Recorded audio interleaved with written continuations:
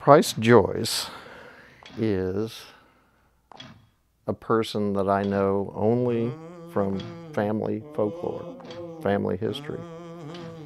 According to the tradition in my family, he accompanied my ancestor from Virginia when they moved west. And he was, according to family tradition, a freed slave.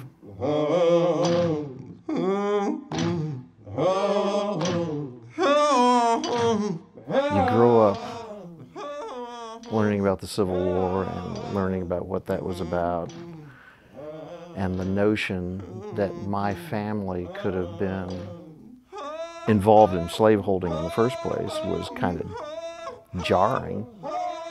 But then the whole story of the devotion between this man and my family was really kind of moving. He became a real early kind of childhood icon for me that I wanted to know more about. And again, at least in terms of hard documentation, there wasn't a lot to learn, other than the fact that we thought he was in this family cemetery. Now, the curious thing about that is we didn't really know where the cemetery was.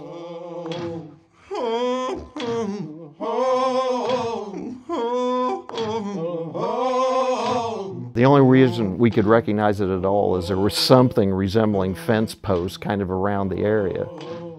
We explored that area and suddenly found a number of stones flat on the ground, and lifted one up, and lo and behold, it was one of my early ancestors, a man by the name of Alexander Joyce.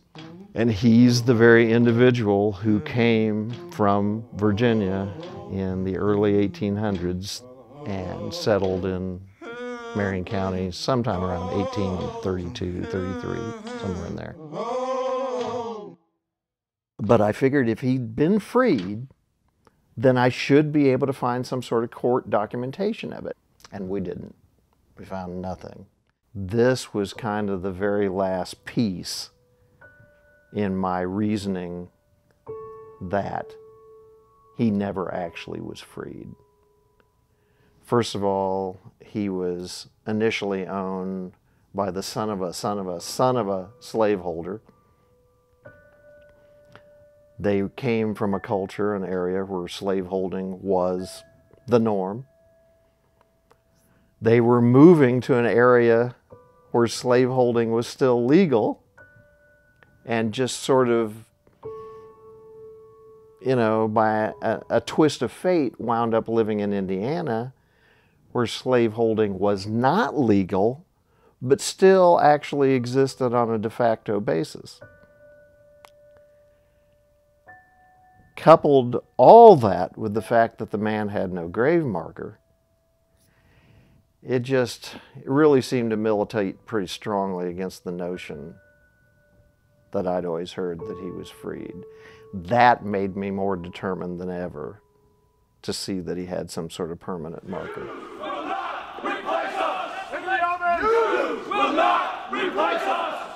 I think Charlottesville was really the catalyst that drove me to want to do this now.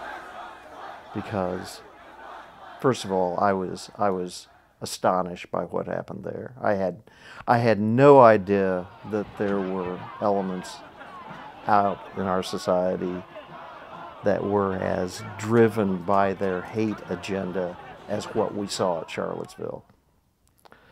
So it was after that happened that I really, really got energized to take steps towards memorializing Price. Jesus, all our sins and grief to bear. Thank you, Jeff, for your heart and your deep respect for life. Your faith, which led you on this long and emotional journey. I thank you for your desire to honor Price in a proper manner, and for your hope that he's not forgotten is a blessing for us and many to come. It turned out that slaves and former slaves often didn't have any sort of permanent marker. They might have had a temporary wooden marker, sometimes marked with an S, or there might be a tree planted, but in terms of a permanent marker, it simply wasn't done. And that too seemed to lend credence to the notion that maybe this man wasn't quite so free as we'd all been led to believe. I decided that it would be nice to actually have a memorial service, not unlike what you might have for anyone else who passed away that you valued. And so we're going to do just that.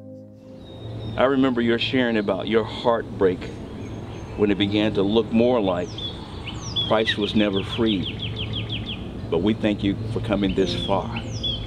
We thank you for making the steps in this direction. Yeah, he's been gone probably 200 years. I know nothing about him.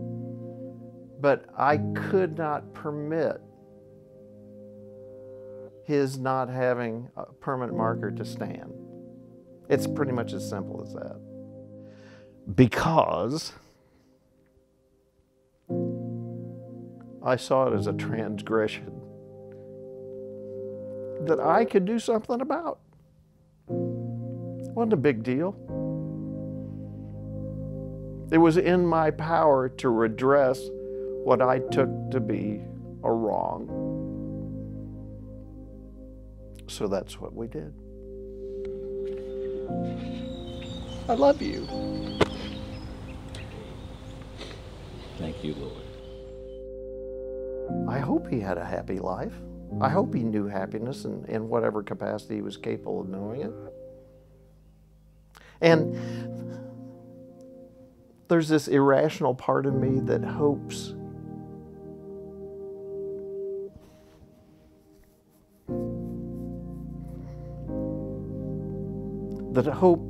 he's pleased with what I've done.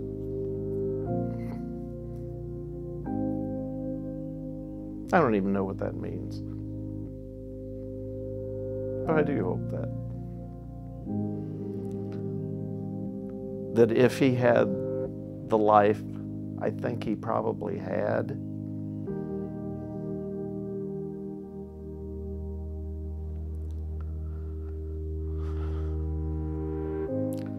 that somehow